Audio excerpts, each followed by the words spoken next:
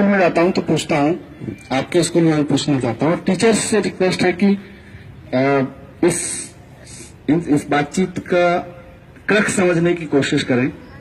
मेरी कोशिश है कि इस पढ़ाई को हम किताबों से बाहर निकालें। बच्चे बताएंगे आप लोग पढ़ते क्यों हो, हम क्यों पढ़ते हैं।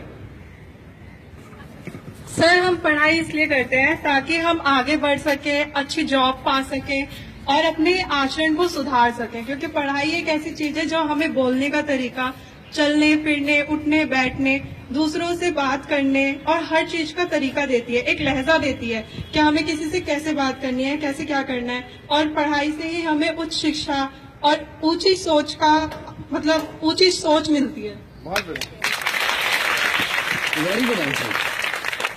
आप क्यों सोचते हो क्यों पढ़ना चाहिए। हमें पढ़ना इसलिए चाहिए ताकि हमारे माँ बाप हमारे माँ बाप हमें भेजते ताकि हम पढ़ सके, और आधे से ज्यादा बच्चे यहाँ पे पढ़ते नहीं है और ऐसे घूमते भी रहते हैं।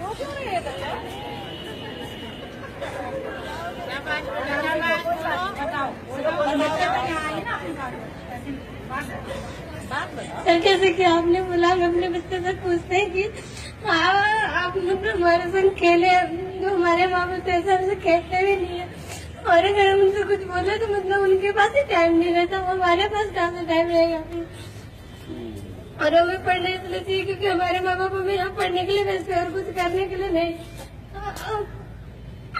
हमें पढ़ना चाहिए, इसके अलावा हमें और कुछ नहीं करना चाहिए ताकि हमारे माँ बाप भी हमें यहाँ पे देख के और खुश हो सके, ताकि हमारे बच्चे वो हमारा नाम रोशन करने जा रहे हैं, घूमने फिरने नहीं जा रहे हैं। माँ बाप हमें इसलिए भेजते हैं पढ़ने, और आधे से ज्यादा बच्चे यहाँ पे किसी न किसी के साथ घूमते रहते हैं। आपका क्या नाम है। साना। अफसाना। इस बच्चे के लिए एक बात तालियां बजाएंगे। ये बहुत इम्पोर्टेंट बात की है, इस पर मैं बात करता हूँ अभी। Good morning sir. Good morning all teachers. हमें पढ़ना इसलिए चाहिए क्योंकि हमें हमारे मैं एक बार सवाल दोहरा दूं। मेरा सवाल ये नहीं था कि हमें पढ़ना क्यों चाहिए, मैं आपसे पूछने आ रहा था कि आप क्यों पढ़ते हैं, कि आप क्यों पढ़ना चाहते हैं। दोनों सवालों का अंतर समझ में आ रहा है। जब हम कहते हैं कि हमें पढ़ना क्यों चाहिए तो हम दूसरों के बारे में बता रहे होते हैं, और जब हम बता रहे हैं कि मैं क्यों पढ़ना चाहती हूं तो हम किसके बारे में बता रहे होते हैं। सवाल समझ में आ गया। मैं इसलिए पढ़ना चाहती हूँ क्योंकि मुझे इस देश के लिए कुछ करना है, अपनी फैमिली के लिए कुछ करना है, और इस देश में जो भी गड़बड़ियां उनको सुधारना है। और हमें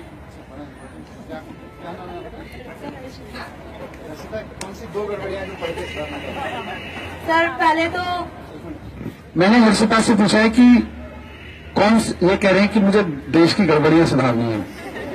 अच्छी बात है, तो अब हम तय कर लेते हैं कौन सी दो गड़बड़ियां हर्षिता सुधारेंगी, बाकी लोग सुधार लेंगे। ठीक होगा ना। तो दो गड़बड़ियां आपको अगर मौका मिले तो कौन सी सुधारना चाहोगी।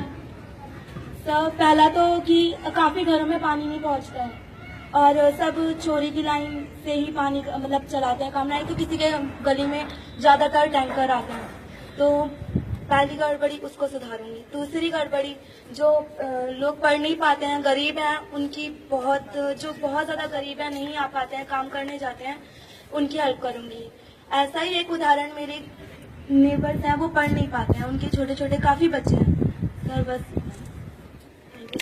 Thank you. एक दो बच्चों ने बड़ी इंपॉर्टेंट बातें कही हैं। टीचर्स से मैं कहूंगा कि ये जो डिस्कशन हो रहा है, ये डिस्कशन इंपॉर्टेंट है ना। बच्चों के साथ एक बार क्लासेस में बुक्स को किनारे रख के, सारे सिलेबस को किनारे रख के, मुझे लगता है कम से कम महीने में एक बार ऑफ द बुक्स डिस्कशन होना चाहिए। नॉर्मली मैं देखता हूं जब जाता हूं स्कूल्स में तो हर टीचर के 40-50 बच्चों में से 10-12 बच्चों के साथ इस तरह के इंटरेक्शन हो रहे होते हैं, हर टीचर के हो रहे हैं। लेकिन प्रॉब्लम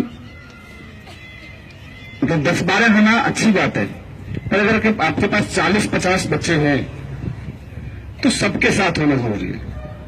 जब तक सबके साथ नहीं होगा तब तक वो माहौल में, वो तो बाई चांस है किन 10-12 बच्चों के साथ होता है, वो मैटर ऑफ चांस है। हर साल आपके 10-12 बच्चों से ये इंटरेक्शन होता है अपनी क्लास में।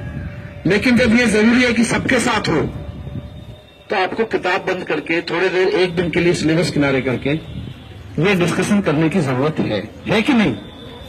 अभी आपने देखा बच्चे जब अपने आप को एक्सप्रेस करने पे आते हैं तो किस किस हद तक जा सकते हैं, क्या क्या सोचते हैं। तो एक बार जो अफसाना ने बोला, क्योंकि बच्चों से हमारी बात नहीं हुई कि वो पढ़ना क्यों चाहते हैं या उनके मन में सपना क्या है,